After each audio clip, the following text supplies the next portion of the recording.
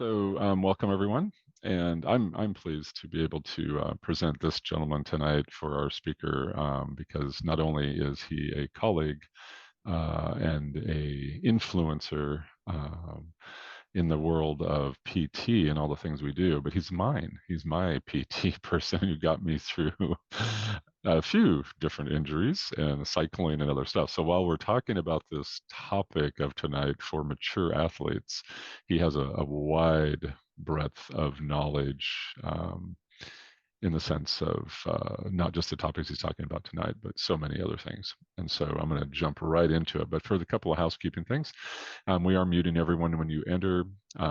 Please feel free to use your video if you'd like. I'm going to spotlight Ken once we get started.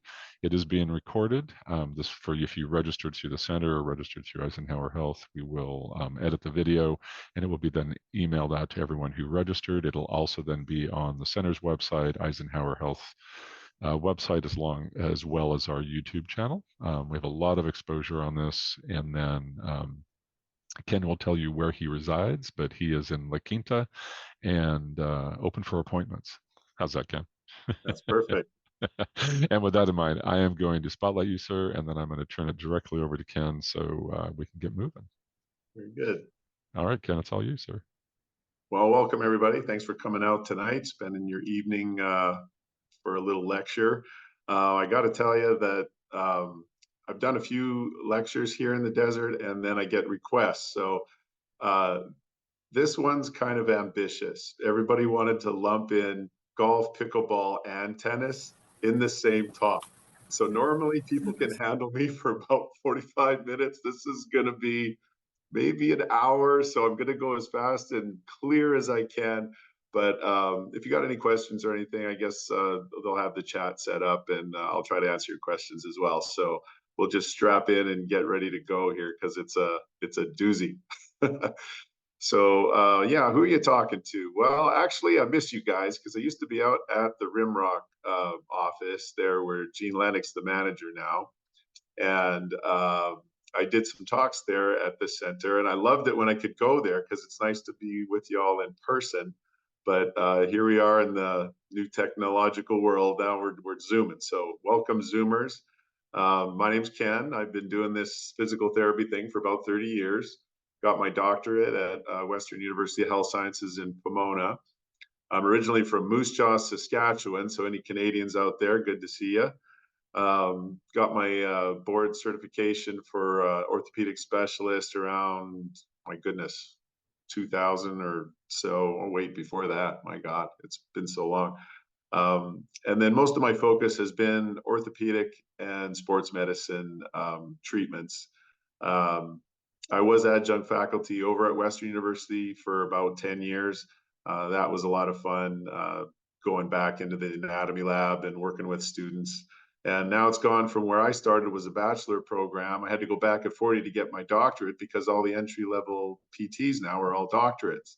So they just keep elevating the knowledge and the profession, which has been really exciting. So yeah, after I was at the Palm Springs office for about 8 years, a manager position opened up in here in La Quinta. And I got to say, I miss you guys, but I don't miss the drive. I only drive 3 minutes to work now from 45. So that was a nice change. So where we're at now, it's there's a Stater Brothers, like a strip mall between Washington and Adams. And you can see in the background there of our clinic, there's Hobby Lobby. And then on the other side across the street, there's Lowe's. I guess the little strip here on the chat's blocking that. But and don't be afraid of the Ravens. They're just, it's not any foreboding. They just, set there. We got to tell you, Google isn't always right. We had a little bit of problem. Right next to us was occupational medicine, which was work comp. And when they left and shut that down, Google decided that we were closed permanently. So if you're looking for us on Google and you see that we're closed permanently, we never closed. It was occupational medicine that closed. And if you've ever had to deal with Google, don't get me started. We'll have another hour-long talk, but just got to let you know we're open. So our objectives tonight, we're going to discuss the benefits and risks of the sporting life, overview the common movement patterns for tennis, pickleball, and golf, overview the common injuries related to each sport, discuss managing the mature athlete for a sporting life, how to prepare for play, how to develop sport-specific exercises, and we're not performing any individual evaluations or treatment protocols today. So sport, why do we play? Well, gosh, it's just enjoyable physical fitness. I mean, I've been in and out of gyms since I used to play college football up in Canada.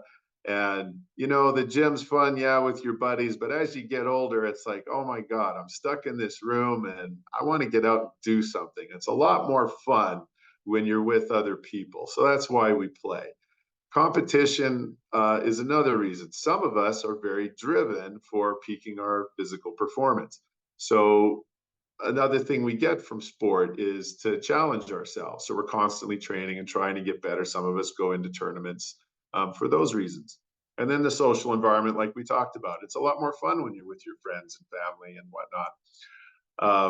And then tradition and family. We have a soccer player in our family, and another daughter that was in gymnastics. So when we get together, we like to do active things. Like sometimes we'll go to the park and we all put the soccer ball down and run around, and it's just a nice family tradition. And then unity in the community. Some of you have owned businesses and maybe you sponsored a soccer team or a baseball team or something like that. So it's kind of a neat little piece of America where you have, you know, businesses coming and supporting kids that are, you know, staying off the streets and keeping busy with sport. So what are the advantages of sport? You got to look at, from a medical perspective, you got to remember who you're talking to. When you talk to a PT, I get people after the injuries. I get people after the surgery. So everybody that comes to us, something's happened. So when you're looking at what physical training does, when we're looking at the advantages of sport, a lot of your systems in your body, your cardiovascular system, your musculoskeletal system, your nervous system, these all benefit from training. So your cardiovascular fitness, healthy heart, lungs, and circulation, that's your fuel. That's where you get your energy from. Flexibility, if you get a lot of cramping at night, you know, you catch your toe funny on the sheet, you turn over and it just grabs. Yes, some of that's electrolyte issues, but sometimes it's just because you haven't been stretching. So, you know, doing your yoga and things like that. And your strength. What do we do with the human body? Well, every time you go do something, do you ever notice you're either pushing, pulling, lifting, or carrying? You got arms, you got legs. This is what we do with these. So you got to have enough strength to pull that off. Um, Agility and balance. This is fall prevention. You know, what if you're trying to do higher level activities like all the wonderful hiking that we have here in the desert, or um, you know, maybe you've gone into dance, things like that. Well, when you have agility and balance, you get to do more things when you have that. Weight control. We're all banks, right? It's all about deposits and withdrawals. Deposits are when you're eating and you're putting calories in, and when you're exercising, you're withdrawing. Unfortunately, in America, we're really good at making deposits. It's really hard to make withdrawals. What are the risks of sport? Well, cardiovascular fitness, this can be challenging with your heart, your lungs, especially if you have different diagnoses with those. You want to be monitoring your blood pressure, your heart rate, and your oxygen saturation. You want to make sure you're getting enough oxygen to your brain and your body. You want to make sure your blood pressure doesn't spike outside of dangerous levels. We don't want a stroke. And then our heart rate, we want to have a reasonable heart rate to know that we can get enough blood out to our system. Flexibility, lack of flexibility leads to muscle and tendon tears. So when you're, especially tennis, when you're darting back and forth, when you're, same thing in pickleball, a lot of quick moves, short, quick pivoting. Inflexibility can set you up for those. It also sets you up for balance problems. So if you're too stiff, when you try to go to pivot and extend your leg out, if there's not enough range in the system to reach that, to get your foot planted properly, you're going to be off balance, and that's what sets you up for falls.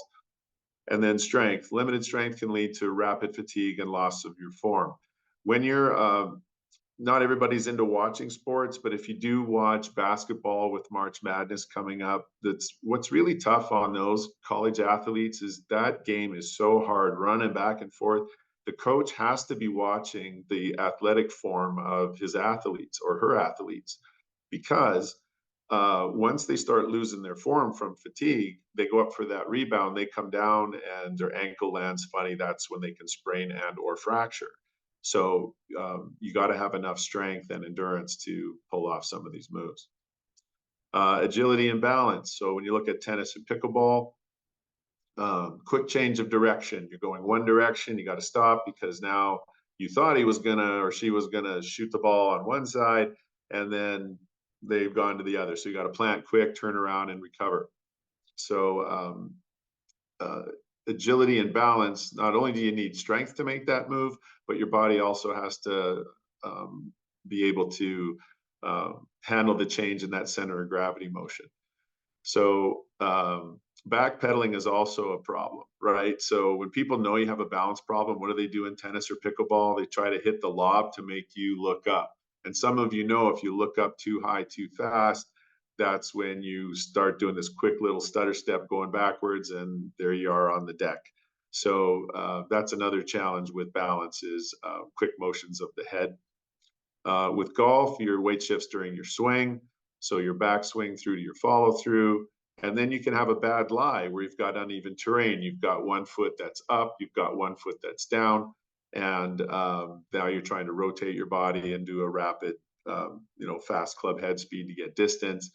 So that can throw you off balance there. And then it's wet, uneven terrain. A lot of the times the sprinklers have gone off. You're on a steep slope trying to get down to the sand trap. That's where you're going to have a slip and fall. And then with the aesthetics on golf courses, I've learned just living here that they don't want to have railings. The reason they don't have railings is because it affects what the course looks like. So then you have these bizarre steps that are kind of just set into the sand trap wall as you're walking down them with no banister, and you're at the mercy of your ability to balance and ascending and descending those stairs. So repetitive motion injury, what that is you're using the same motion repetitively, and that on a mature tendon, you can injure the tendon, also injure muscles. Bursa, anybody that's had bursitis, if you do the same motion over and over again, you can irritate the bursa. So welcome to the Valley of Usta. I used to be a football player. Some of you, I used to be a gymnast. I used to be a competitive golfer, a tennis player. I used to be in the Army. And what I've learned about, not me, but just some of my patients, and what I've learned is on the bottom one, I used to ... No, all the Marines, they're still Marines. So my Marine story is, and thank you for your service, everybody. But one fella I had, nice guy, big guy, smart guy, until this day. So what he did is he had to get rid of his old refrigerator. So he orders a new one. So he knows the guys are coming. So he's a Marine. He gets things done. He just had back surgery. He had 3 levels fused. So he's got screws and a plate in his back. So then he goes and he gets his refrigerator. He gets it to the edge of the back door that goes into the garage. There's that little lip, right? He doesn't have a dolly. So he doesn't know how to get this refrigerator that he slid over there just up and over the lip. Well, he's a Marine. What do? You pick it up. So he picks up the refrigerator and he snaps the 2 bottom screws on his fusion. So you don't do that. Don't be lifting refrigerators if you've had a back surgery. All right. So here's the other thing. You'll always hear people say, I used to squat 500 pounds. I used to bench 300 pounds. I used to do backflips. The dancers, now I got to experience some professional dancers when I was working there in Palm Springs. If you don't think those people are athletes, you're totally wrong. It's amazing what dancers go through if they have 1 or 2 shows a day.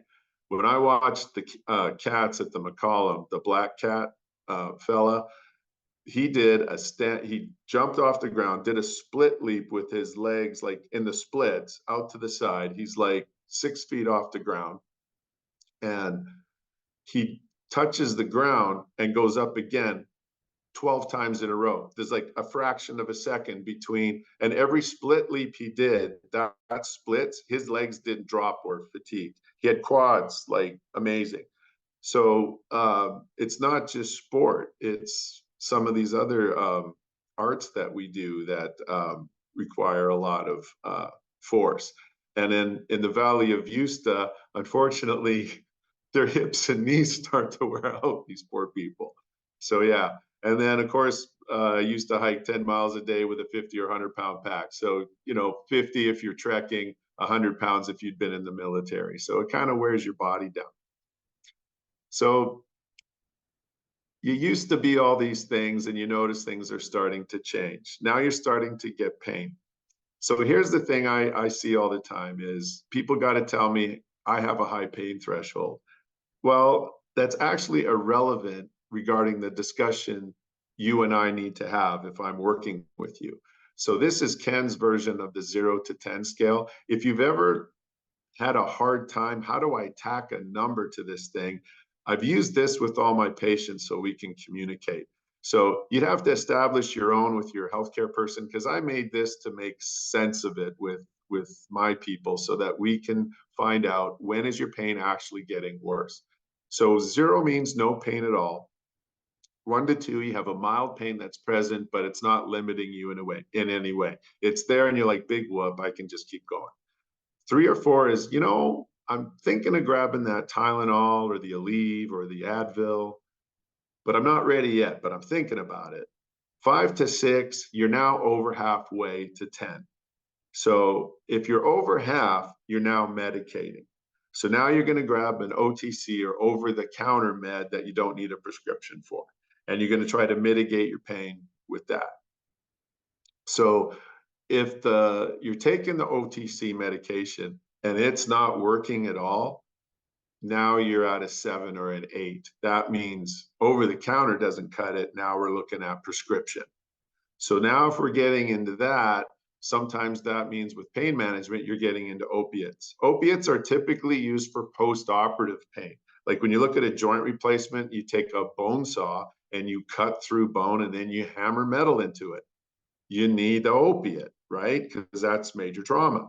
So then when you're having chronic pain from a bone-on-bone issue, that can, for periods of time, get up to 7 or 8, and you may have to mitigate with that. But of course, that's between you and the pain management person. But when you come to PT, if we're at a 7 to 8 out of 10, we're going to have to be careful what we're doing, because if we give you stuff when the pain's not managed well, then we can make you worse. And some of you have maybe actually experienced that. So 7 or 8 out of 10 pain, this is not a good place to be in. And then 9 to 10, the Marine is scared. Pain is so high, they're willing to go to the emergency room. So the funny thing is people will come in and what do they tell me right away? I have a really high pain threshold. Well, how's your shoulder affecting you today, sir or madam? And it's, I got 9, and they're totally calm. Remember, 9 or 10 is you're scared. So when we're talking, some of you are also very stoic with pain. You can be at a 7 or an 8, but you're not grabbing a tissue and you're not freaking out. Some people, when they're at a 5 or a 6, they're teary. Now, that's nothing against the person. It's just trying to figure out how do we talk about your pain so that if you're having a sport related pain and you're trying to get back to sport, if you're having an actual 7 or an 8, we're not going back to agility drills to get you back on the field or the course. Why? Because your pain level's too high, your tissue irritability is too high. We're probably going to injure it. If you're at a 1 to a 2 or a 3 to a 4, we can probably exercise on it, but we have to be careful if we're traveling into the 5, over the 5 zone. So once you know where your pain is, and then more into the talk, we're going to show you what do you do with that knowledge of that pain. So for you and I to have a discussion, we need to be very objective on where you really are with your pain. All right, so then I get these people. Thank you for the pain scale explanation, but I think I'll just rub some dirt on it and get back in there. For all you guys and ladies and people, good luck. I hope you never need us. So here's my card just in case. So the bitter truth, you're going to age, as I have. You are losing 1% of your maximal attainable strength every year, starting at the age of 30 due to sarcopenia. Everybody gets sarcopenia. Young tendons and ligaments are flexible and resilient. If you grab a newborn baby and hold it in your arms, it's goo, it's jello, because all of that tissue is new. It's so spongy and fresh. If you ever held an 85-year-old in your arms, it's very stiff and rigid. It's the exact opposite of the newborn baby because that tissue's been around for 8 decades. So the thing is those are more apt to tear and come apart. So you have to be very careful with mature tendons and ligaments because they're fibrous and brittle. So cartilage, as you know, for people that have had joint replacement or thinking about joint replacement or were heading to joint replacement, cartilage has no nervous system. So if I cut open your knee and I take a knife and I start stabbing it into your cartilage, you'll look at me and go, so you won't feel a thing because there's no nervous system in cartilage. That's why you can jump up and down on cartilage and you don't feel anything. Now, if you break a bone, it's going to hurt. You're going to scream. Why? Because there's nerves in the bone. So when you look at cartilage, cartilage is a surface on top of bone, like in your knee. But if you wear, after 70 years of rubbing two things together, what happens is you wear a groove. So you wear the cartilage beds down, now you expose the bone. When the bone grates into the bone, there's your pain. So you want to try to maintain your cartilage as long as you can because that's how you're going to get more pain-free movement. So what happens if you wear that away? They send you to PT and everybody talks about, well, my knee hurts. Why don't we just strengthen it? Well, if you don't have a cartilage bed and you make the muscle, which is outside of the joint, you make it stronger, it can help with movement. But if your pain's getting produced by bone grinding into bone, it's like if you have a flat tire and then someone comes by and puts gas in your tank, well, you got a full tank of gas, but it didn't fix the flat tire. So if the problem is you got a bald tire, your cartilage is wore out, strengthening is important to try to maintain function. But if your bone's grinding into the bone and you're in agony, 9 out of 10 pain, then it's probably time for a joint replacement. So just saying that strengthening doesn't solve everything. And then proprioception also decreases with age. So what is proprioception? You love it when you come to medical people. We all have these big, long names. We all sound so intelligent when they're actually a real simple concept. So if I put my arm out like this now, when I'm in an audience, it's quicker and easier to do this. So I'm just making sure I'm in the camera here. So I'm going to turn my head away. So now I can't see my arm. But if I bend my arm, I know it's bent. I know it's straight. I know my fingers are wiggling. I don't need to see it to know that it's happening because you have joint receptors in all of your joints that let you know where you are in space. So as you get older, that signaling from your brain that goes to your joint receptors and back to let you know where you are, it can get glitchy and delayed. So you find that sometimes when you're trying to write your name, it doesn't go as smooth anymore. Or when you're out on the tennis court, you can't cut as hard as you used to. And that's because the information that you're getting there's a delay. It's just not as sharp as you were when you were 20. And then reaction time and dual processing decreases as you get older. So when you look at tennis, and you got the BNP coming up here. So when I go there once in a while, the last time I think I was there, gosh, now it's been really long because I think Roddick was playing. And the thing that I liked watching was the radar gun. So what would happen is they would you'd hear the pop off the racket, and then you'd watch the ball get across the court, and then there'd be that pause, and I'd look at the radar gun, and I go, oh, that was a 128 miles an hour. And then he did this one, and it was different. And I was waiting, I looked, and it said 142. So 142 miles an hour, that's a bullet. So how do you even see that when you're across the court and that thing's coming at you at 142 miles an hour? So when you're talking about dual processing, you have to see where his shoulder is. So when he hits it with the racket, you're trying to anticipate where the ball's going to go so you can start moving when he's in the backswing. Because if you wait until the pop of the ball off the racket, you're too late. He's aced you. And then you got to shut out the crowd. They're supposed to be quiet, but as you know, sometimes people got to shout out something. They want to distract you on purpose or whatever. So you have to be able to shut that out. And then there's visual. People are moving, walking around. Someone's got a colorful hat. You have to tune all that out while you're trying to focus on a 142-mile-an-hour bullet coming at you. So while you're playing, people could be talking off to the side. There's other things going on in the background and chatter back and forth. You've got to process all that while you're trying to maneuver your body and then return the ball. So that gets a little delayed with aging. Okay, so the osteoarthritic knee. We're switching around a bit just to talk about all these different things that happen with aging. So when you look at the normal joint space picture on it's on my left, where the blue arrows are. So you see that black space. I don't know if you guys can see my cursor when I throw it in here, but there's this big black space in here, and that's cartilage. Bone comes up white on x-ray, cartilage comes up black, and your meniscus comes up black. So if you look at the fella on the other side, you've got the red arrows, and then there's a black space on the one side, but it's all white on white. That's bone on bone. There's no cartilage, there's no meniscus, it's gone. So that's what an osteoarthritic knee looks like when you wear the cartilage down. So some of you have heard of stem cells, maybe you've had a stem cell injection. So we're gonna just spend a quick time on this. If you have early degeneration and you do stem cell or PRP, there's just not enough research that supports what does it really do.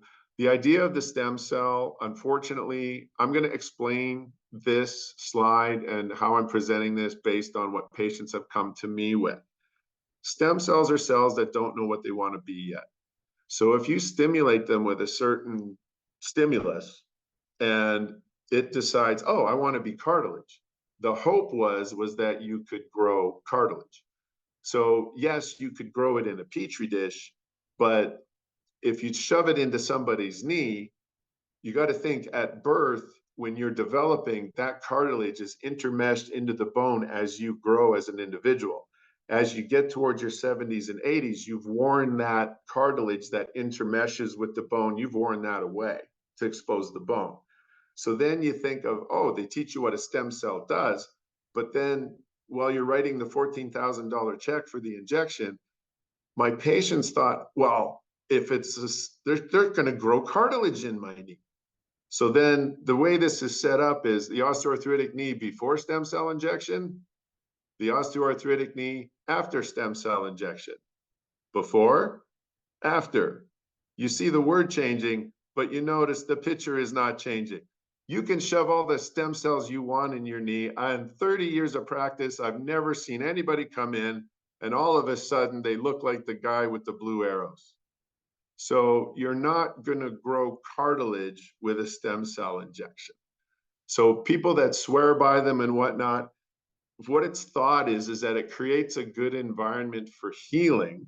But then what does that mean? If your knee's already degenerating and you catch it early, you'll have these raw spots of bone on bone that are just starting. And the thought is that it'll decrease inflammation, facilitate some scarring around those spots, but you're not going to grow a thick bed of cartilage. It's never happened, and I don't know how it could. So you want to do more research if you're going down that road, and you might want to go on a cruise instead of get a stem cell injection. So unfortunately, we're all going to wear out. There isn't a magic wand, pill, elixir, medicine that can stop it. Unfortunately, writing a big check also does not grow cartilage, but the body is very adaptable to change. So exercise in the right dosages can maintain and sometimes improve function in an aging body. It doesn't always fix pain though. Application of medicines at the right time for the right reasons can improve management of a chronic condition, which chronic being it's going to stay there. You can't cure it. You have to learn how to manage it. And surgery is always a last resort, but in some cases, it's kept people mobile and increased their function. They've had to go to joint replacement. In some cases, surgery has helped manage pain, but didn't really improve function. When you look at reverse total shoulders, it's really hard to get a tennis motion back or a pickleball motion after reverse total shoulder. You've got more hope with a traditional total shoulder. So we're not on a shoulder talk right now, but just quickly, if you have a traditional total shoulder, the ball and socket is on the same anatomical side if you have an intact rotator cuff. If you have a ruptured rotator cuff that cannot be repaired, the tendon's destroyed, you have to reverse the anatomy. You put the ball on the cup side and the cup on the ball side. You use your deltoid as your prime mover. Your deltoid's not a finesse muscle, it's a power muscle. So then you lose that, finesse and control of what your shoulder can do with the cuff. So it's really difficult to get high functioning, but your reason you get that surgery is for pain control. So sorry for all of those bad slides. There is hope. We're having a moment with the puppy and the kitten to just reverse what some of that horrible first few slides were there. All right. Are we a little better now? There is hope. Okay. So let's get on with it. We're going to golf. All right. Moments or movements involved with golf. We got weight shifting, got the backswing going to the follow through. We got twisting at the hip on the side of the follow through. We've got twisting of the knee on the side of the follow through.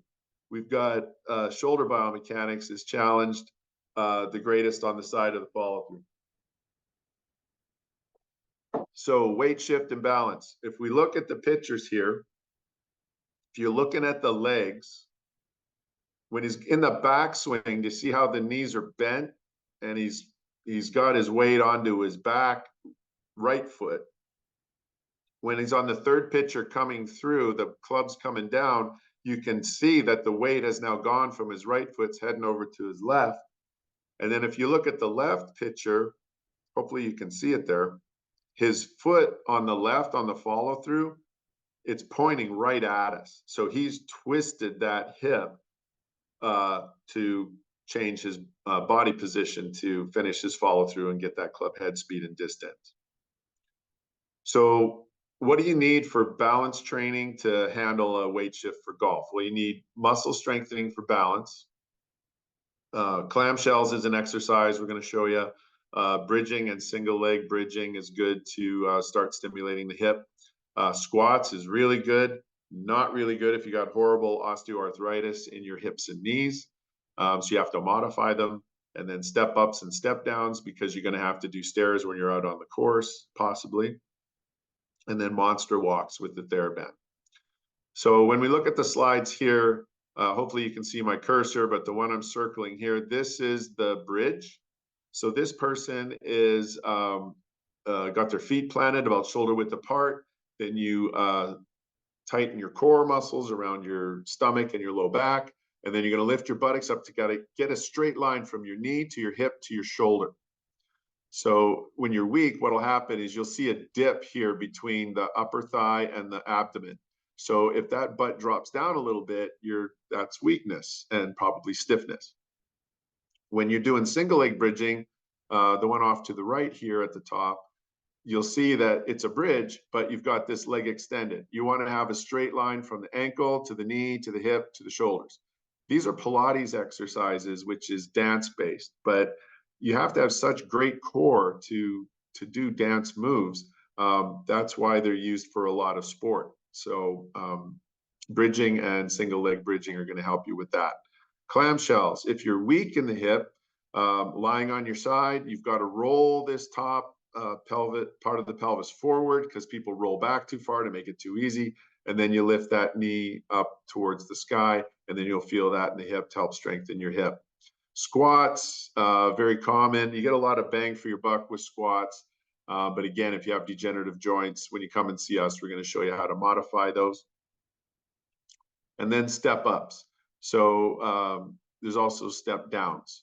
So your quadricep is going to work differently stepping up than stepping down. And as some of you have noticed, it's easier to go up than it is to come down if you're doing it properly.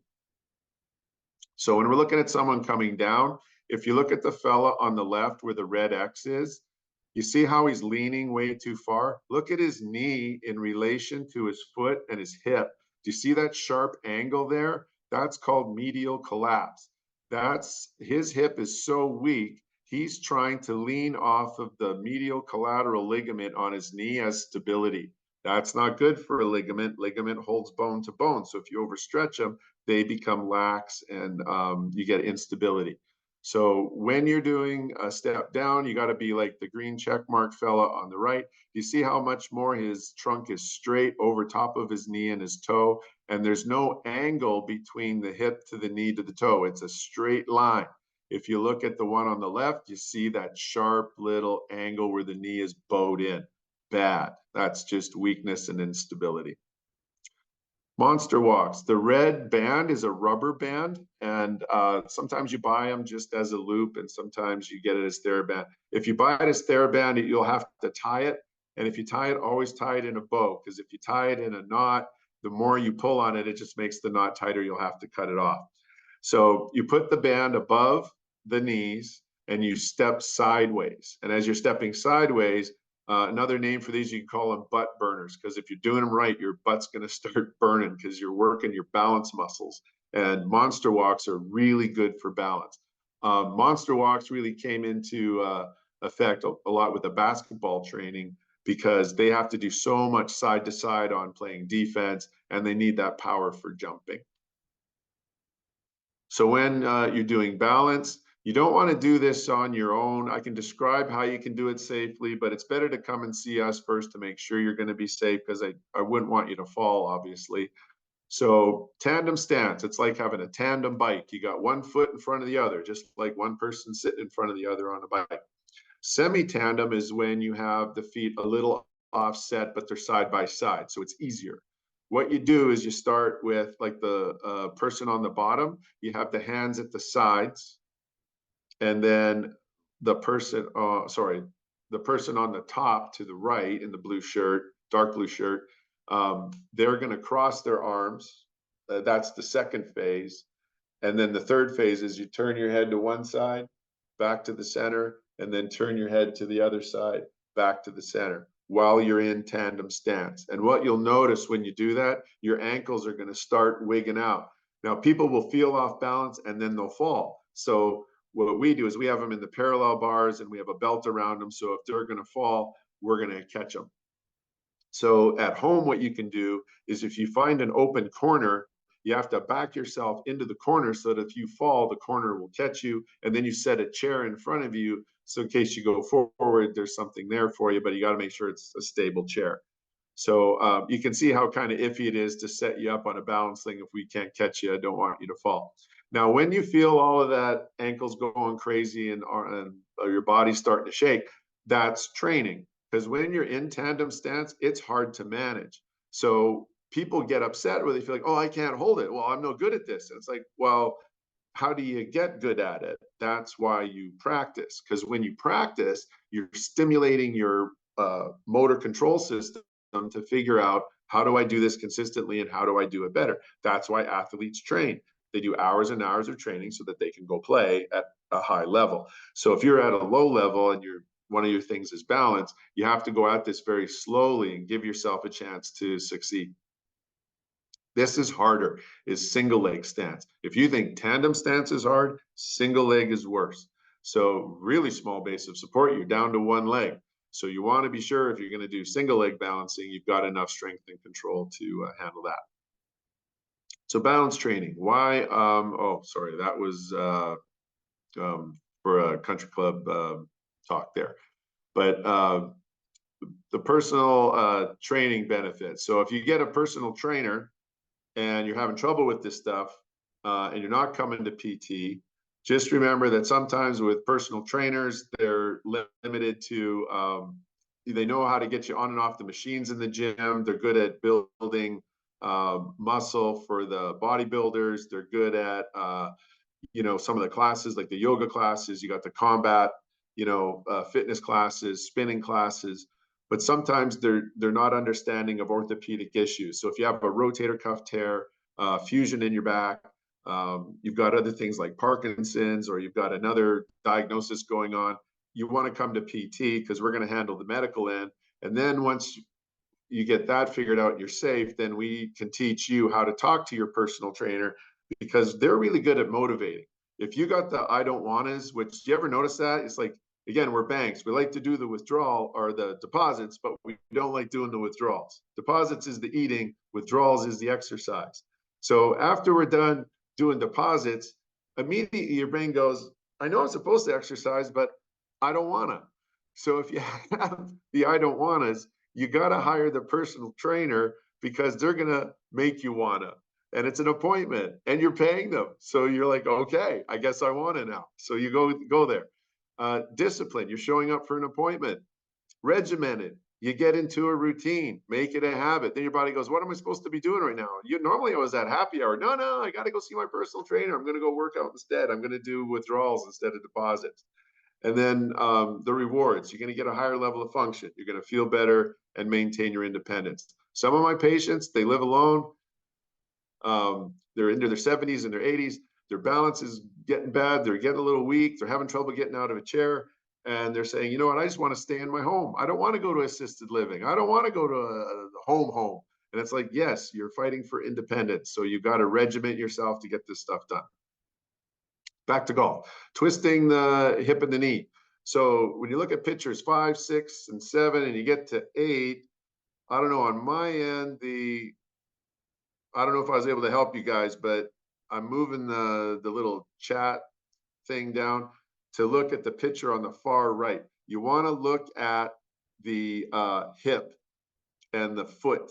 You'll see that foot is pointing right at us on the left side at the end of the follow through. So what does that do to the hip and the knee? Wow, look at this kid. Look at that left leg. What is he, 16? Oh my gosh. How do you twist that far? Well, you gotta be young. So the thing is when you twist that far, look at the torque he's putting through his hip, his knee, and his ankle. Oh my gosh. Now, look at this fella. He's not 20, but he's smart. When you look at picture number 4, look at the follow through leg, which on this fella, it's his left leg. You see how he's turned his toe out? When you turn the toe out, you take the torque out of the hip and the knee. If you turn the knee in like this kid, the ground force, you're planting the foot into the ground and you're twisting the heck out of your hip and your knee. If you look at professional golfers, you look at their medical list, what do they all have when they go down? They got a shoulder problem, a back problem, a hip problem, and a knee problem. And that's why. So you got to turn that foot out to take the pressure off. You're going to lose club head speed. You're going to lose your backswing. You probably shoot straighter, but you're going to save your hip and your knee. Shoulder impingement and rotator cuff pathology. Love him or hate him. Here he is, Tiger Woods. So you look at that shoulder, see his chin's right on his shoulder. And you look how high his shoulder is. So then you got that image. Now what's going on inside there? Well, when you look at the anatomy and you look under the skin, you're going to see you've got, the collarbone out here. And if you take your fingers and you follow out to here, right on the top, you're going to feel this flat bone. And that's called your acromion. That's the roof of your shoulder. And then under that bone, there's the round ball. And that's the ball that fits in the socket. And there's a space between the acromion and the ball. And that little space has your rotator cuff tendons and your bursa. So when you're doing motion after motion, remember repetitive motion injury, you start grinding the tendon and the bursa with too many hits, then you get really swollen in the bursa, which is the little blue thing there, and the tendon. So they swell. And when they swell, they can't fit in the little space. So then you get pressure and pain. Look at the height of this guy's arms. Holy cow. So he's going so high, if he's got impingement, he could not pull that off. So you have to adjust your swing. And sometimes the best thing to do is work with the golf pro to say, hey, I can't raise my arms that high. How can I still play, but not do this full torquing swing. So impingement syndrome, when you're looking at this, there's the acromion again, that's the top flat bone. This is the shaft of your arm here off to the far left. The red things are the rotator cuff muscles that attach through the white tendon, which goes to the ball, and then the ball and socket. And that's how you get impingement, is there's so much swelling in there on the bursa and the tendon. When you raise your arm, it catches. If you're doing motion after motion and you're not taking care of that old brittle tendon, then the tendon frays like an old rope and then starts pulling apart. So there's your rotator cuff tear. So you can't get a new tendon. You can't go to Amazon, grab a new one. They just pop out the old one and put a new one in. When it tears apart, there's a hole. And then when you have surgery, they try to piece it back together. The problem is, how did you tear it? Is there enough meat on each end for that surgeon to reattach? Or did you shred the tendon when you tore it and he can only attach part of it and he can't attach the other side? So sometimes if you can have a candid conversation with your surgeon after a rotator cuff repair, the question is, hey doc, how big was the hole? And then was it shredded on the ends, or were you able to get a good joining? And some of the surgeons I've talked to and the patients that talked to their surgeon, and they were candid, they said, hey, you know what? You were really meaty on the first 2/3, but the back third of that tendon, it was like trying to sew together two pieces of wet Kleenex. So it was never going to hold. It probably released by the time you got to the recovery room. So sometimes when you don't get a great result after rotator cuff repair, it's because the tendon wasn't very viable in the first place.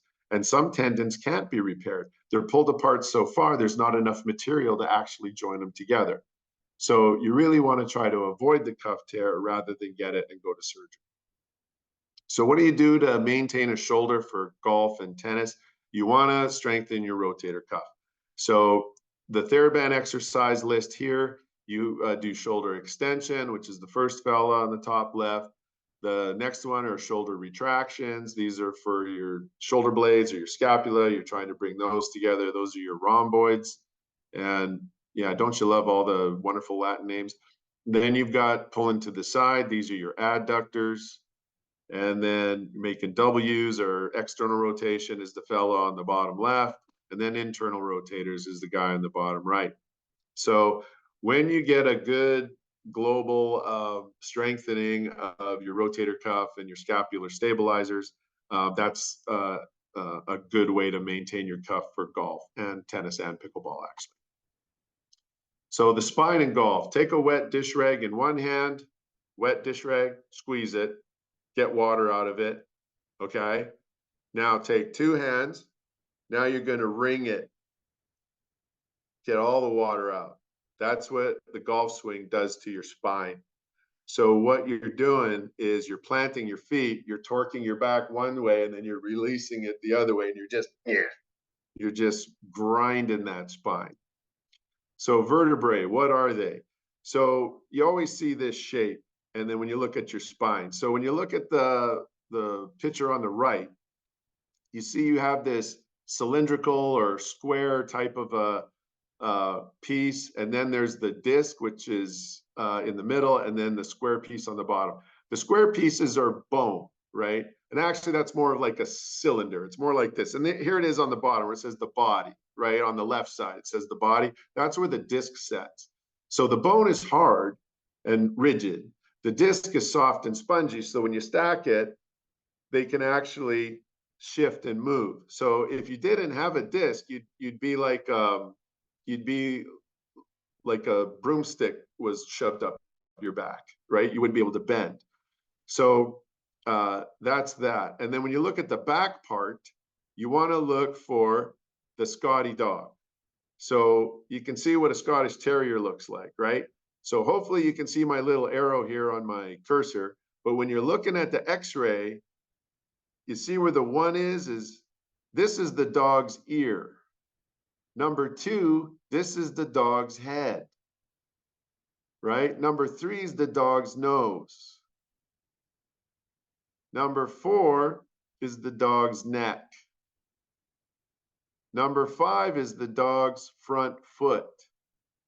Behind it is the dog's body. And we're actually, the actual number 5 is, that's kind of where the back leg is. So if you can see the little Scotty dog, you have 5 dogs because you have 5 lumbar vertebrae. So there's one dog here, and then if you look up, oh, there's his little ear, there's his little face, there's his neck, there's his body, here's his front leg, here's his back leg. Hopefully you guys can see the little dog on the x-ray. So when you look to where the dogs are stacked on top of each other, the bottom dog's the Rottweiler, the top dog's like the Chihuahua. They get smaller as they go up. So this dog's foot, if you see my little cursor, is on this dog's ear, right? They're stacked on top of each other. So they slide on each other. They're called a facet joint. But if I said facet joint, you'd go, okay, facet joint. Now you know, if you see the little dog, you see the foot gliding on the ear. All right, next slide. So if you look at how a back is structured, you look on the left, you've got all of these vertebrae on top of each other, separated by the white disc. Now, if you look to the side where it's talking in the black or the blue boxes about the facet joints, you can kind of see the dog, right? Here's his back leg, here's his body. His head's kind of turned away from us now, and the front leg is on the ear of the dog underneath. So when you go over to the right side, now you're going to see that you have a degenerative disc. The disc on the top that's healthy, it's got a nice space. The disc that's degenerative, it's getting squished down.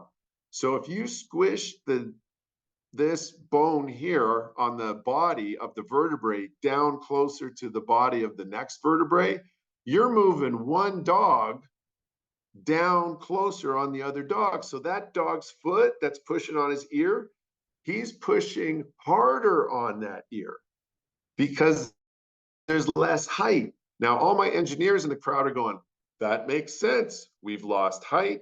There's higher pressure on the joints where the dog's foot's pushing on the dog's ear. Those facets can't slide the same range anymore because instead of being here, you sunk it down with the degenerative disc. So now it can only move this much. So what does our brains do? Hey, I know how to play golf. I've been playing for 30 years. I'm just going to crank that back on my backswing, and I'm just going to drive it through in my follow through. Well, if you don't have the tools anymore, it doesn't matter what your brain thinks. It's what the back can handle. So if your brain, which has manual override, forces your back into a range it doesn't have, you're just going to keep aggravating your back, and your back just gets worse and worse and worse. So you can't spontaneously inflate a disc. You can't replace cartilage in a facet. Oh yeah, in the facet joints, there's cartilage in there, like your knee. You wear that down too. A nerve can live in a very small space up to a point. What does that mean? So you hear a sciatica and pinched nerves. Let's go back to the picture. You see the impinged nerve on the right picture. So if you lose disc height, the dog's heads get closer together. Between the dog's heads, there's an actual hole where the nerve goes out that goes down to your leg. So if you pinch that hard enough, that's when you get what we call radiculopathy. That's when you get the zinger down the leg. So some nerves can learn to live in that smaller space to a point. If they can't, then that's when you go to the fusion. So remember, when you go to back surgery, if you're going to go to one, first of all, it's 33% in each category. 33% get better, 33% stay exactly the same, but now they have to recover from back surgery, and 33% get worse. So wait a minute, that means 2/3 you're either the same or worse, and only 1/3 get better. We want to push back surgery to the last resort. The other thing is, if you go to one back surgery, you're probably going to go to 4 if you're young enough. Because what happens is once one level gets stabilized, the others start breaking down faster. So then you got to keep chasing it. So you don't want to go to your first back surgery if you don't have to, because it typically progresses. And that's what we normally see in PT. So yeah, don't go if you don't have to. Sometimes you do, though. If you do, you try to manage it the best you can. So the normal transition is follows for what you'll feel.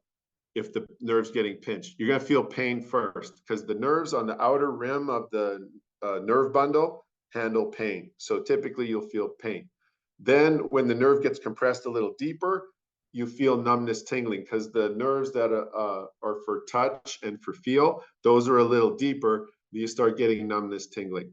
And then the body, for some reason, has decided it's okay to have pain and numbness, tingling. We don't want to lose motor or movement. So the motor nerves are the deepest inside the bundle. So if you compress the bundle too far, anybody that's got drop foot out there, or you got a friend that's got drop foot, the nerve now is deadened and you can no longer lift your foot up. So it's a hard time walking because you can't lift your toes up in the air anymore. So if you're starting to get pain and numbness, tingling, you want to see your doctor to try to mitigate that with maybe epidurals or other medications to try to save the nerve. And we try to teach that nerve to live in a small space so that you don't progress to drop foot. You want to manage your pain and flare-ups by pacing yourself, performing your exercise program and medicating as directed by your MD. So if you are starting to get those problems, that's why you want to seek the help. So you try to manage it the best you can. And then if symptoms escalate, you follow up with that doc to manage your spine to prevent a significant loss of function. So that's basically, you don't want to get to where the motor nerve's getting pinched. All right, heading off to pickleball. So when you look at a tennis court versus a pickleball court, I told you this was ambitious, right? You wanted all three. So I hope you guys are still awake out there. Grab a coffee, get an espresso. We're almost done. So pickleball and tennis. You could fit 4 pickleball courts inside a tennis court. So that's how much more landscape or real estate there is. Here's the pickleball players. Looks like a lot of fun, nice tight quarters. Here's the tennis court. Oh my gosh, they are covering a lot of ground. So you got to run faster, hit harder. Yeah. So 22 feet by 20 feet equals 440 square feet to maneuver on each side of a pickleball court. The ball is much slower than a tennis ball because it's full of holes. So it's easier to get to and return than tennis, sort of, right? Because if you're good with a dink shot, you know what that's all about. The paddle can produce a ball speed between 25 and 40 miles an hour. That's a third the speed that in tennis. As a result, during the matches, the ball is hit with touch defensively 45% of the time and with power offensively 55% of the time. And remember, 80% of statistics are made up on the spot. So look at the body position. So we talked about golf and repetitive motion and how high that shoulder can get on a swing. Well, look at this swing. So as he's doing a forehand and a follow through, that arm's pretty high. When you're doing a smash, overhead smash, he's got to tip his head back. He's targeting because you have to track the ball with your eyes, right? So as you're tracking the ball, you don't realize you're lifting your head up. For some of you, if you lift your head up too far, you're going to fall, right? Because you got balance issues. So you got to look at the body positions that you need before you start getting into these sports to see if you can handle these things. Look at this backhand. So if you watch each of the freeze frame pictures, you're looking to see what is the path of that arm. Some of you with rotator cuff problems, osteoarthritis in your shoulder and bursitis, you can't do this path anymore. Okay, so you have to modify it, and there's certain hits you're going to have to let go. Some you can go for.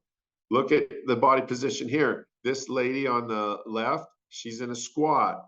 The person on the right, they're in a lunge. So you need to do squats and lunges. Nobody likes squats and lunges, but like I said, you get a lot of bang for your buck with that, but you need it. If you can get your body in a good position, you're going to save your shoulder. So you got to work hard on your core and your legs, because the better body position you have, it's no problem to hit. If you're out of position, you have to try to compensate by doing some funky torsion with your arm. And that's how you can get a tendon tear, muscle tear, those types of things. This guy's flying through the air. So if you're not able to jump, it's about speed of play. And that's why you have different levels of play, right? So some people are, I think with tennis, there's levels, right? Everybody wants to be the level 5 and so on. So the thing is how much mobility and agility do you have? That's the kind of competition you're going to be in. Looking at tennis as a comparison, the pickleball, feet are usually planted. When you look at the progression of the backswing, or sorry, it's leaving me here, but he's doing the swing to the front. You ever get that? There's the brain fart. I've lost the name of the. Oh my gosh. Anyway, thank you. So a guy goes to swing through. He's going to hit the ball. And if you look at the legs, he's got the one leg off the ground on pitcher number 3 on the top.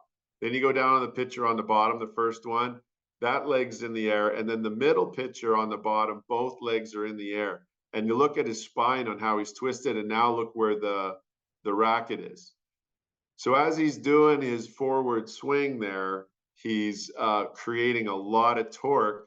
If that ball was coming at him at 120 miles an hour, he's trying to send it right back with the same amount of force. So a lot more force for our tennis players out there compared to the pickleball. Everything's accentuated in tennis. So the common problems we see, we're going to see impingement. That's that thing with the bursa and the tendons underneath your acromion. You're going to see rotator cuff pathology. Why? You're doing repetitive throwing your arm over your head. Overhead throwers, they always have rotator cuff problems. Baseball pitching, tennis, pickleball, anything where you're throwing overhead. The softball, fast pitch pitchers, they don't get rotator cuff problems. Why? Because they're pitching underhand. The rotator cuff isn't challenged like it is with overhand throwers. Meniscal tears in your knee. Why? Because you got to go one direction, plant, and go to the other direction. That's how you're going to tear that. Fractures from falls. If you can't look up, if you can't dual task and turn your head quickly, then you're going to get your fall. So you've got to get your balance figured out. And then Achilles tendon rupture. If you're really stiff in your limbs, when you go to plant and go really quickly, you do it a few times, you start feeling an achiness, a soreness in that tendon in the back of your ankle. And then there's that one day where you plant, you go, and then there's this snapping sound. And everybody says it's like a gunshot, but the people that have had it have never been shot. So I don't know how you can compare it to a gunshot, but it's just a very sudden moment. So you don't want to have that. And then the things you want to do to get ready for tennis and pickleball: cardiovascular training. People play up to 2 hours to 3 hours during pickleball and tennis. So if you're not fit enough to last that long, you're going to lose your form, and then you're going to have an injury. Flexibility. If you're not doing your yoga, you're not doing your stretching, your body isn't flexible enough to handle that many quick stops and starts and turns. So you'll do fine for a while until it isn't. And then the pain starts. And if you're not listening to the pain, remember the pain scale, you don't know when to back out and walk off the court, there's your tendon rupture. Then your sport-specific training. If you're a hockey player, you're going to do a whole different series of exercises because you're sliding and gliding on the ice, hitting people, and you got to learn how to box. Now, if you're doing tennis, there's none of that going on. There's a lot of side to side, a lot of quick back and forth, front to back, and the amount of torque you got to create to send that ball. And then when you look at pickleball, you know, it's not as much force coming at you, but there's a lot of quick movement back and forth because people get really good with that dink shot. So you're like, you're going there, you're going over there. And it's so fast, it's going to throw you off balance. And then managing activity, frequency, intensity, and duration. We're almost at the end. Hang in there. All right. Core strength, sit-ups, but we don't do a full sit-up anymore. We do a curl up or a partial sit-up. Why? Because your hip flexor is attached from your femur through your pelvis into your lumbar spine. So in the old days, remember you hooked your partner's legs and you came all the way up. You're working your abs a little bit. You're mostly working your hip flexors because that's doing that motion. If you your abdominals are only attached from your ribs to your pelvis. So as soon as you bend, like the person in the first picture on the top left, your abdominals are now fully contracted. And this fella here in the middle, he's gone a little bit into his hip flexor, but he's mostly using his abdominals. You don't want to come all the way up. When you raise the arms up, like the guy on the top right, you're changing your center of gravity. It makes it harder, but you notice he's not coming all the way up. The guy on the bottom, He's doing the bridging with the steps. But you remember what I was telling you? If you don't do a good bridge, you should have a straight line from your ankle to your knee, to your hip, to your shoulder. Look at the guy on the bottom in the middle. Do you see the little dip in the middle? Yeah, that's a bad bridge. That's bad form. That guy needs to get to work. Yeah, but he's trying to do a single leg bridge. So, he's trying. So this is good. When he goes on the ball is unstable. So if you're trying to work balance and core at the same time, you do the Swiss ball exercises. You get a lot of bang for your buck. If you don't have really good balance, you're going to fall off the ball. Please don't dislocate your shoulder because you're trying to jump to ball too soon. You got to make sure you do flat, stable ground first. Planking. So if you look at the two fellas here planking, when I have you in the crowd, I always ask the crowd, who's got the better plank, the guy on the left or the guy on the right? So if you look at the guy on the left in the gray shirt, you see the bow in his back? He's not contracting his abs hard enough. Look at the guy who's got his shirt off. Look how straight that lumbar spine is. Now that's a strong core. The guy on the left, he might be starting out. He needs a little instruction. He's got to work a little harder on his abs and some of his back muscles, and he's got to get that plank just a little bit better. Squatting, lunging. Why? Because when you go back to, here's your squat and your lunge. If you get your body in good position in tennis and pickleball, you'll save your shoulder, right? Because if you're in bad position, you're going to try to reach funny, and then that's what's going to strain your shoulder. So that's why you do strong core and strong legs. You saw this slide before. This is your rotator cuff and scapular stabilizer program. How to manage degenerative changes. Degenerative joints and tissues have limits.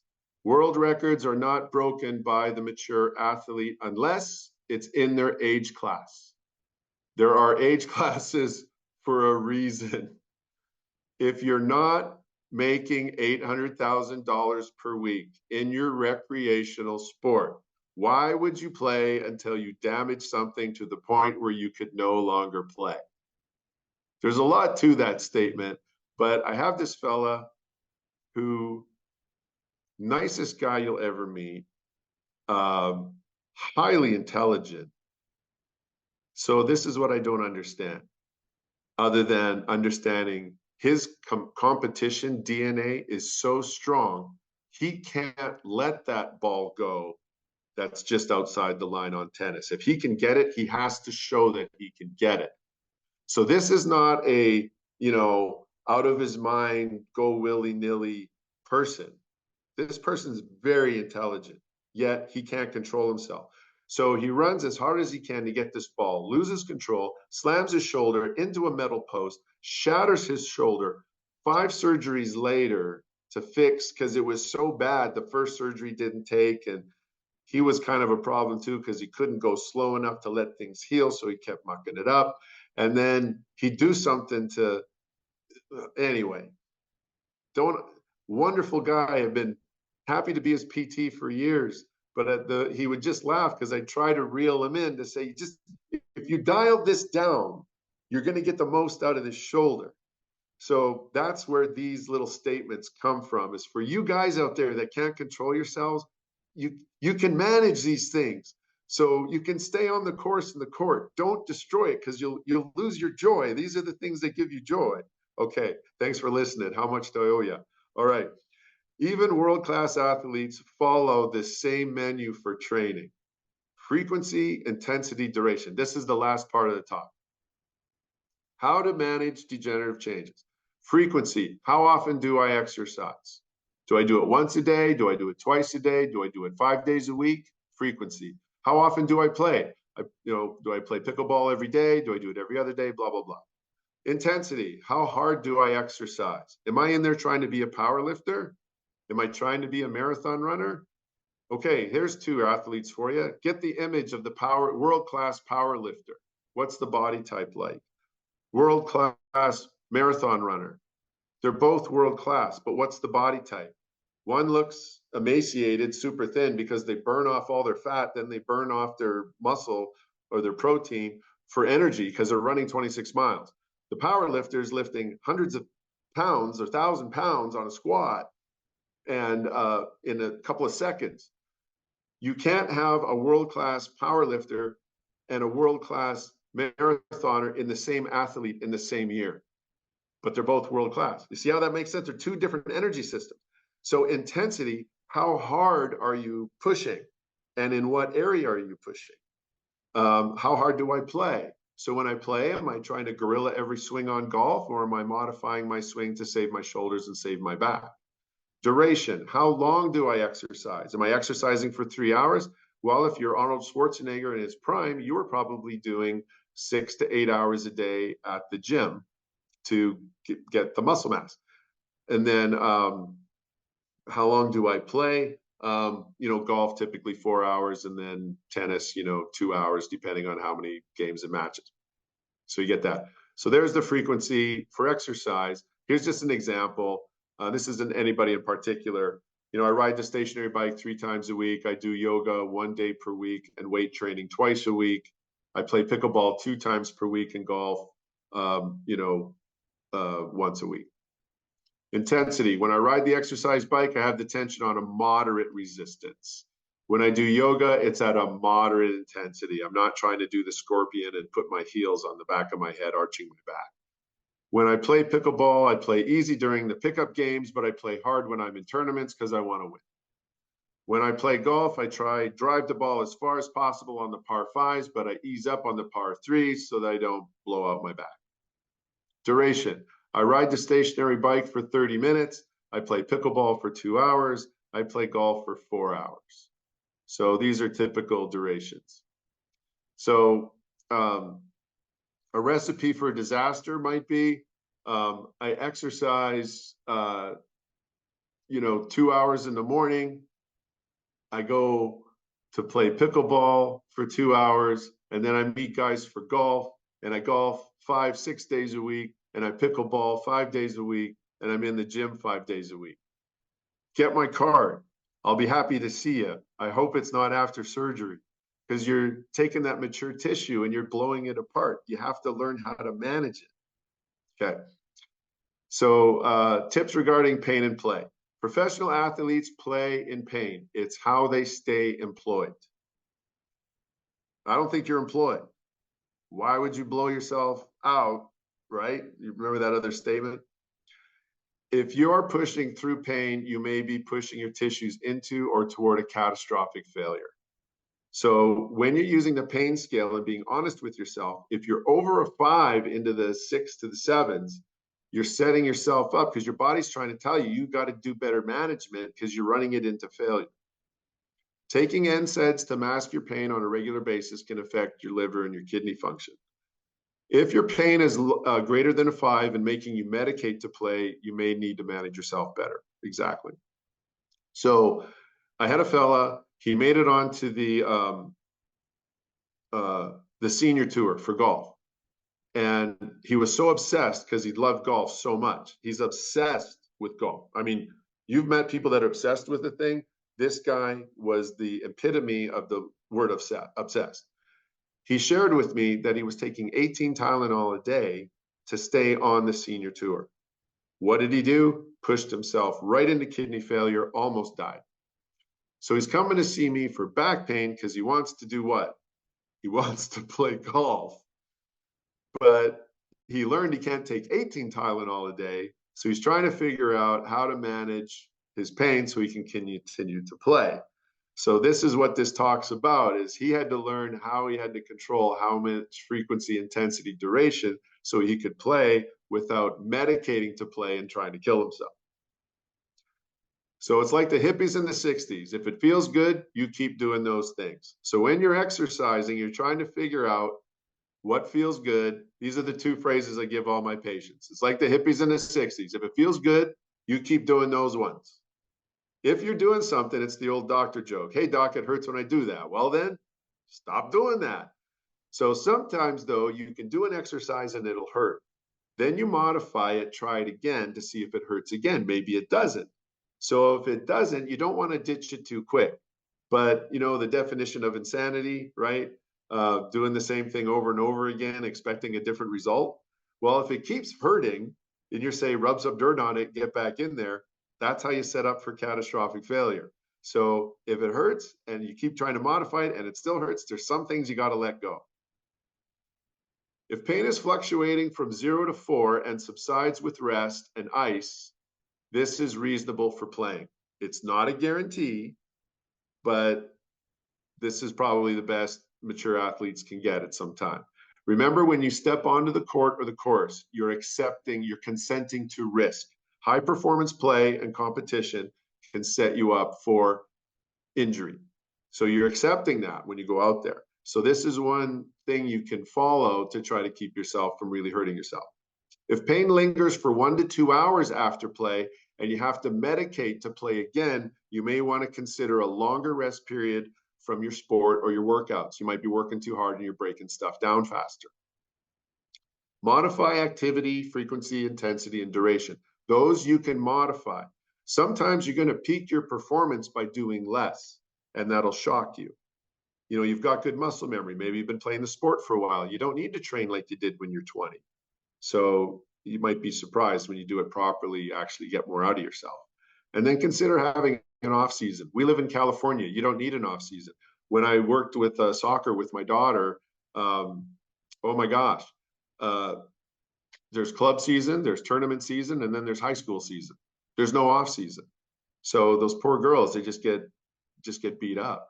So sometimes, like if you're a snowbird, what's great, you know, if you have an off season for golf, you know, during a couple of months or a month of winter, or, you know, when the weather gets bad where you're at, you know, that off seasons can be good for tissue recovery. Look at the NFL, right? Those guys are happy to have their off season because of the collisions they go through. So final notes, if you have a new pain that persists greater than 2 weeks and you're not sure what it is, consult your MD and see if a trip to PT is warranted. Take good care of yourselves. Life is for living and having fun. Let's keep doing that. And let's try to keep you on the courts and courses as long as possible. Because, yeah, let's have fun and not see me. If you don't see me, that's a good thing. Thanks, everybody. All right, fantastic, Ken. So much.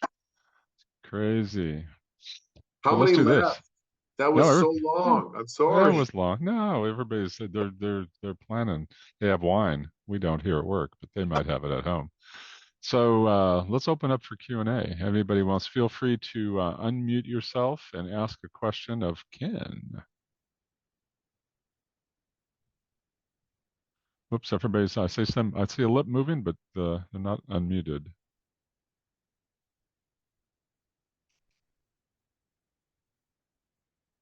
Any questions? I have a Go ahead, Luke. question. Go ahead, Luke. Okay, so I was practicing my tennis serve and I tried a new movement and I heard like I felt like a little something here.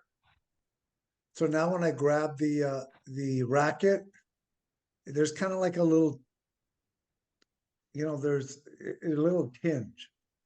Okay. Is How there long is that? anything?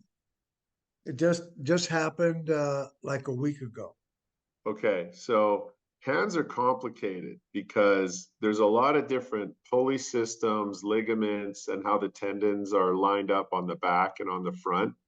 So when you damage a hand, it's really good to see a hand specialist first, either MD or you have typically OTs in Southern California that are they're certified hand therapists. You want to look for a CHT. So if you get a referral to a certified hand therapist, they're really good at evaluating maybe what happened. And also, if they can't figure out what happened, what they want to evaluate is, did you do something serious? And do you need to be splinted for a short period of time to allow things to heal? Obviously, I can't evaluate over Zoom, but when you get a click or a pop in sport as a mature athlete, the biggest concern is, did you just break some scar tissue? Did you actually tear the tendon? Did you release one of the pulleys in the hand? If you've Googled pulley systems in your fingers, you'll notice that you're going to get in the weeds a little bit with anatomy and biomechanics, which is what we do for a living. But when you start seeing how complicated the hand is, you want to catch hand things early, because if you leave things too long and it scars down, or you get stuck and you can't do a full grip, and then you learn from the hand therapist later, you go, oh geez, if I would have saw you in the first few weeks, I could have given you this advice. So that's what's tricky about hands. Hands are very complex, and if you think it's more than just a small strain or sprain and your hand function is abnormal, that's when I'd get in the system and have it evaluated. Okay, should it be like 1, 2 weeks before if it still hurts, then to make an Yeah, appointment? you could Okay, do that. And if you've got full range of motion and you can oppose and, okay. and open and close, and, you've pretty much got He full just went function, long, and then now to take it's it's like probably a Christ strange Almighty. I gotta sprain. get this like But, a race. Okay. when you do it, when you're doing an exam, you're really trying to focus in on to see if something is there. Yeah, that Thank would be you. the safest. Yeah. Okay. Who has another question? Those were great, Luke. Thank you. Another question from anyone? I think they can hear me. Question.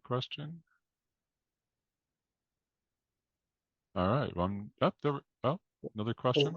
I have another one if he, Go ahead, Luke. yeah, this is all tennis related stuff, right? Um, so you were talking about the forehand. I think that's the word you were trying to Thank remember. you.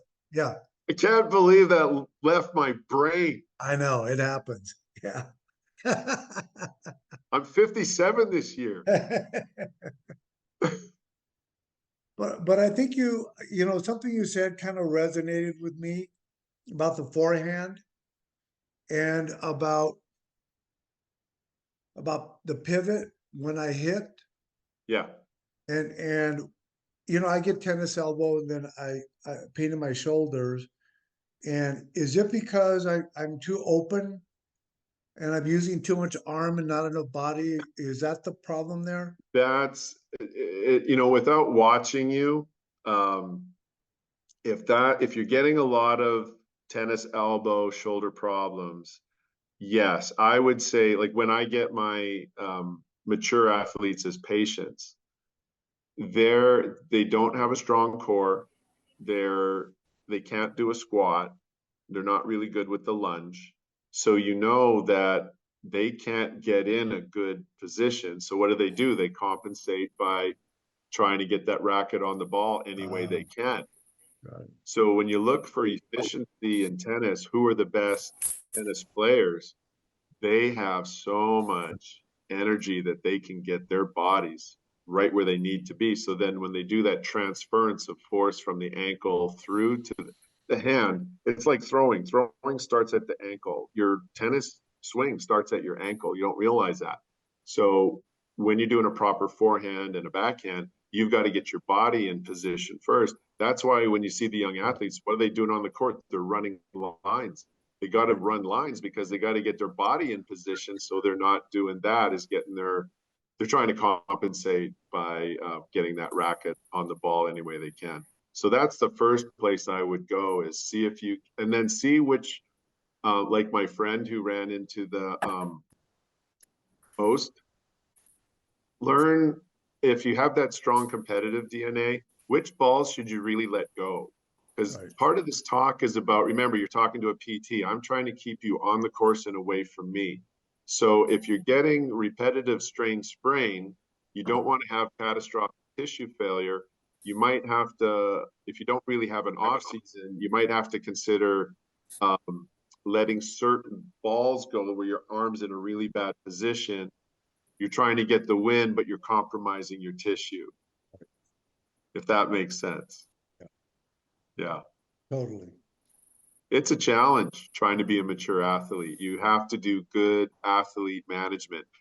When you're a young athlete and you are getting the $800,000 check a week, the question is how long can you stay at that level to continue to get that check until you blow something out, or you get so old that you can't produce the same forces anymore. So eventually the window closes for high level of performance. So that's my comment regarding, age class and records are related to the age class.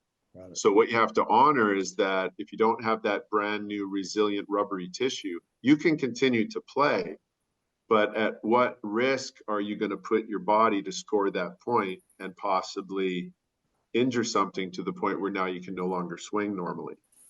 It's a tough thing because when you're a competitive athlete, you've always been able to push through pain to get the physical performance. So now what we're talking about is how do you manage that tissue so you don't end up seeing me or the surgeon. Okay, great. Let Thank me you ask, so much. we may have a couple more questions, but let me ask one that's in the chat. It says, because I can't unmute. Okay. If you're doing yoga that involves twisting and your spine pops, but it doesn't hurt, and it does it every time without getting worse, should you stop doing twists, or is it helping? No, you should pay yourself $150 every time because you just manipulated your own spine. That's what I wondered. I hear that all the time. So the thing is there's no way for me to validate that. But if you're doing a twisting motion, remember the dog's foot on the dog's ear in the back thingy here? Yep. So when you're doing the those facet joints, when you twist your back in certain yoga motions, instead of sliding the dog's foot on the dog's ear, you're actually what we call gapping. You're gapping the facet off the foot off of the ear. And it's like taking your finger and you crack your knuckle. So there's no way I can validate what you're saying is true, but the way you're describing it in yoga with some of the twisty motions, I know you're talking, and you get the pops. If there's a pop with no pain, it's most likely you manipulated your own spine and you just cracked your knuckle in your spine, as long as it doesn't hurt. But if you pop it and it hurts consistently, that's the old doctor joke. What makes some people be able to run faster and move faster? Is it a different kind of muscle? Yeah, so this science keeps changing, but it was called, just to keep it simple, it was called fast twitch and slow twitch muscle, I think in the 80s to the 90s. Now it's like type 2A or type 1 or so. The nomenclature changes so much, it just confuses the lay person. So just to give an example, it would be as simple as, yes, you see some people, they're built for marathons. When they start on a running program, you put them on a sprint in 100 meters, they get beat horribly. But then you put them in a distance thing, they can go forever at a 4 or 5 minute mile. So yes, when you're getting into exercise physiology and sports medicine, they're doing tissue biopsies on, world-class athletes, of course, not to injure them, but, when it's safe and they can, we want to know why, the same question you're asking. And yes, there is a certain difference in the physiology that makes people good at what they are. And you can really just list any world-class athlete, javelin thrower, a high jumper, wrestler, what do they have that makes them so skilled and, the best at that? So yeah, now here's the way to look at that. Let's say your brain has the desire to be a sprinter, but you have slow twitch muscle, which makes you a better marathon runner. So this is sometimes where we lose athletes, is because the brain really wants to be something that you were never given the tools for. But if you have the world-class athlete that has a passion for the sport that they were born to do, these are the phenoms and the world-class, the world record breakers, right? Because they have it all. But you can see when kids are developing and you find that, hey, you would really be a good long jumper, but I want to be a high jumper. You're not built to be a high jumper. You're an amazing long jumper, but I want to be a high jumper. You kind of get caught up in that. So that's what makes sports medicine so interesting, is when you're coaching and you're doing development with children and you see them excel in a certain area. This is now sports psychology. How do you facilitate that kid to say, hey, you really want to be a soccer player, don't you? So yeah, you're right. There are different things that get handed down that actually make us more elite in certain sports, for sure. So that means you're not going to make me run faster on the tennis court at age 90. Well, now that's interesting. I'm glad you shared that. So they did a study back in the 80s, 90s, and with 90-year-olds. And what they found was older doctors, there was a group of them that were saying, hey, you're 90, just stop. Sarcopenia, you're losing muscle, you're not gaining. You don't even worry about exercise because you can't build muscle at 90. So a bunch of people got together and said, hey, we're going to take a look at this. So they got a bunch of 90-year-olds and they put them on a year-long program of resistance training, so weightlifting. And what they found was, if you were in your 20s, your teens to your 20s, if you had a real big labor job, like you were on the docks lifted, stuff onto the ships, or you're in the meat packing plant and you lifted heavy sides of beef and things like that, or you were a weightlifter, because back in those days, weightlifting and exercise wasn't a big deal like it is now. So those people, if they got on a resistance program at 90, they could produce muscle girths equivalent to their, now hear the word, sedentary 20-year-old counterparts. So 20-year-olds that were sedentary have a certain amount of muscle just being 20. So 90-year-olds, if they had a background of lifting, they were able to produce those girths. Now, what you can't do at 90 is you can't produce a muscle girth like a bodybuilder like Arnold Schwarzenegger in his prime, right? Mm-hmm. So the thing is you can't say that 90-year-olds can't build muscle, because they can. You just can't build it at the rate and the efficiency of when you were 20 to 30. So can we make you faster? We probably could, but the things you need to do to create speed, those are called plyometric exercises. It's bounding, and it's a lot of torque and pressure on the muscle and the tendon. So if you've never done plyometrics before and you take it up at 90 with those brittle tendons and ligaments, what you're risking is catastrophic tissue failure. Mm-hmm. Now there's this amazing YouTube video I saw years ago. It was a 100-year-old guy. He'd sprinted his whole life, and he ran a sprint. He had two guys on the side of him because he had osteoarthritis in his knees, but he still had the muscle memory. And this guy sprinted at 100. It was amazing. It didn't look pretty. It looked like he was going to fall, but held it together, never fell. So my point is you can train it. The question is what do you want to risk? Got it. We're kind of over time, but we have one last question, Ken, which would be good for you. I can do this all night. I know you can. I've been there. I had reverse shoulder replacement surgery 6 weeks ago. How long before I can play pickleball and golf at a non-competitive level? Is there a general rule of thumb? By the way, my surgeon thinks I should do PT at home. Right. So then I know who your surgeon probably is, because there is a surgeon in town who's not pro PT, and that's okay. The thing is,